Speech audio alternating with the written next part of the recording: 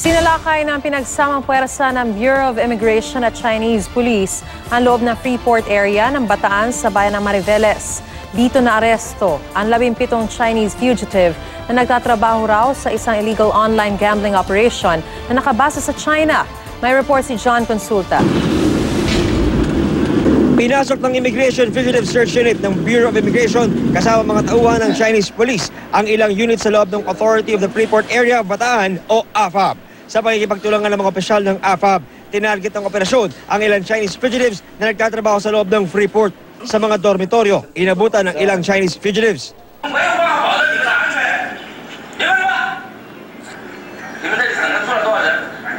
May mga inabutan din sa mga Malacol Center na setup sa opisina.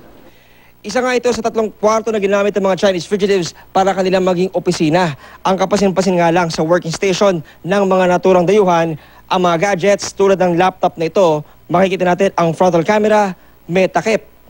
Ang dahilan, una, para hindi makilala kung sino ang user at ikalawa, kung nasaan ang kanilang lokasyon.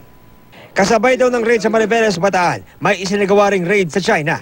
Ang sinalakay, isang malaking sindikato ng illegal online gambling at konektado ito sa mga nagtatrabaho sa AFAB. Sabi ng Immigration at Chinese Police, ang mga pumasok sa Freeport ay mga Chinese nationals na may kaso sa kanilang bansa. Ipinasok ng sindikato bilang foreign workers sa AFAB bago nailabas ang warrant mula sa Chinese government.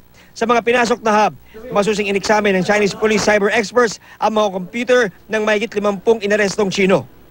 The arrest of these several Chinese fugitives in Bataan today is a testament to our continuing cooperation with the government of the People's Republic of China. Their case will be submitted to the Board of Commissioners for resolution of their immediate deportation and their inclusion in the Bureau's blacklist so that they will be barred from entering the country. Tumanggi naman ang mga nahuling Chinese na magbigay ng kanilang pahayag. John Consulta, GMA News.